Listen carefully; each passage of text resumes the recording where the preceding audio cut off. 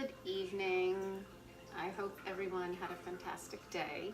And we are on video 6, I believe, of creating our perfect 24 hours. And perfect doesn't mean perfect, it means purposeful and fun. So it's perfect in our own way, with what that means for us. And yesterday we got through towards the end of the day. So now we've gotten our errands out of the way and we're getting back to our houses. So no matter if we're single with animals, or if we're married or divorced, man or woman, it does not matter. When you walk into your home, is it a feeling of my safe, happy place? If that answer is no, then we need to talk privately and work on what happens to get into our space so that we're walking in and saying, yeah, I'm home. It's so important. And I've been able to create that for myself, and I've noticed that especially young children come in and they say, yeah, I'm home. Because there's an energy that's been created on purpose. And so I encourage, number one, that when you get home, it's a place that you want to get to. And so if there's a lot of clutter and a lot of mess, then that exercise is going to be hard to walk in and just take that deep breath and say, thank goodness. Every day is your forever. Every day is what you create. If you're in an office that you're only going to be there 6 months, create that space. Bring a candle that obviously that you can't light, but bring a candle that smells nice. Bring a little statue in there. Bring a favorite design, an art piece or something that when you walk in, you're like, yeah, this is mine. This is my little space that you can create wherever you are for the bulk of your day. My car has 16 animals in it, 16 stuffed animals. The stuffed animals are things that I've collected and that children give me. They're little, and I just love to see the smiles on the kids' faces when they see it, and a lot of adults too. Every moment builds upon the rest. Put your iTunes on or your Amazon Music, and as you're going about doing whatever you're doing, listen to it and feel it and get into the mood that you want to create.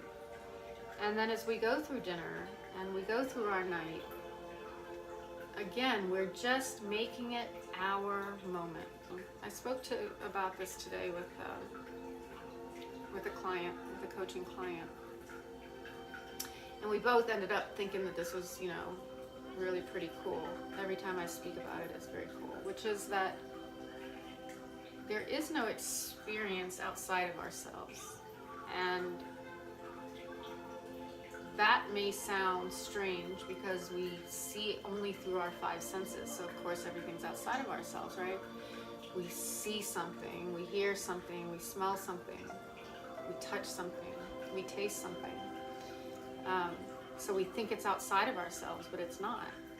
Every experience, every thought, every sense, my sense of this air right now is different than your experience. I'm feeling air conditioning coming down right now, but the way it's feeling on my skin is the way that my skin is reaching out and feeling the air coming down.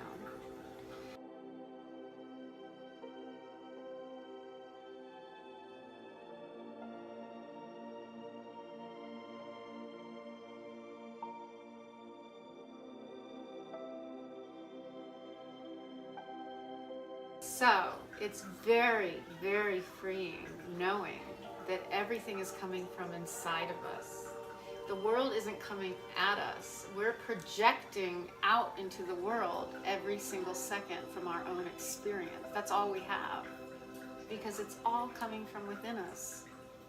It's impossible to experience it any other way. And thinking about that kind of makes the world full of possibilities. What do I want to experience today? Doesn't that feel better than what's coming at me today? What can I experience today? What am I going to choose to experience and create in my world today? And if I see you over there and and you're giving me that look and it doesn't make me feel good, I can choose not to look back at you because I feel that way. That person's not making me feel that way. I am processing a look on someone's face that's nasty, that's either jealous or angry or very, very sad at something that happened, and I'm taking it personally, but something tragic just happened in their life, but because they're scowling at me, of course it's all me, right? Because I'm all ego. I can take that person and choose to bring it into my experience and feel emotion about that, to think a thought, oh God, that person hates me. F them. Now I'm anxious. Now I want a cigarette because I don't like to be not liked. That's living outwardly. Inwardly is, oh wow, that chick's having a bad day. That energy is really sad or really angry over there right now, and she's, I'm gonna steer clear because that's not in my hula hoop, and I gotta stay in my hula hoop. Unless it's someone that we want to interact in, then it's our choice to go and become part of that experience. But it's totally our choice all of the time, every second of every day. And this hula hoop is important, that we have a hula hoop of our energy around us, and it's a boundary. And the people that know me well know about the hula hoop because they all have one. And the hula hoop is our aura of energy, and we don't let people through that aura. Now, everyone has a different size hula hoop, right? But you know how when someone with negative energy just gets in your face and makes you uncomfortable? That's your choice, because we don't need to let people get into our space. And if they do, we don't need to take that energy. We just back up and put our boundary up and say, this, we can talk from here. Or, I am really busy right now and I choose to talk to you when you've calmed down, or whatever it is. We don't need to engage. We don't need to be right. Do you want to be right or do you want to be happy? So now we're home at night to end this, and we're here and we have choices to make. Do we want to be, oh my God, the laundry, and I'm supposed to meet out with the girls or the guys, I'm supposed to go have a beer, but do I want to do that? I've really got this work in the office, or is the wife or the husband going to be mad, or should I stay with the wife or the husband?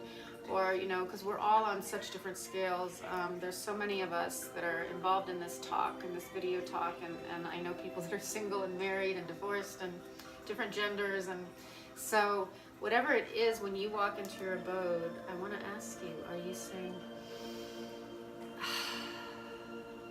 how am I going to spend the next couple hours? I've only got a few more hours before my eyes close. This is my last opportunity of the day to just make it perfect. And perfect doesn't mean without flaws. And perfect doesn't mean that it might not be tears. Perfect doesn't mean that it might not be getting on the phone and making an amends to someone that you've been meaning to make an amends to for 10 years. That is creating on purpose to clear away whatever you need to clear away so that you're constantly expanding. So let's rewire that whatever experience we're having, that it can be sad and that's okay. And I can tell you of times when I've been rolling around on the floor, wrapped up in a ball, heaving, going through certain feelings and emotions. Stuff that I've created, right? I create my universe, and stuff I had to work through. And through that healing and through that release and beating up on the floor, that was my perfect day. That was my perfect night when I needed that to happen. Does that make sense? It was my perfect time that I got brave, that I became ready to talk to that area that I was scared to talk to. And when I talked to it, it talked back, and we fought. And I ended up on the floor rolling around crying, and my ego lost because I let it loose, and I listened to the truth of the lesson I needed to learn, And then guess what? It's like, you wake up, you dust yourself off. Oh my God, I feel like I'm floating. I know one of my friends, one of my girls is watching because she floated out of a Starbucks once after an experience like this. She couldn't feel the ground after releasing some really serious stuff. Couldn't feel the ground. So, that's it for tonight. And I hope everyone's having a beautiful evening. And I hope it is your perfect evening, no matter what it is you're doing. And namaste. I'll talk to you more tomorrow.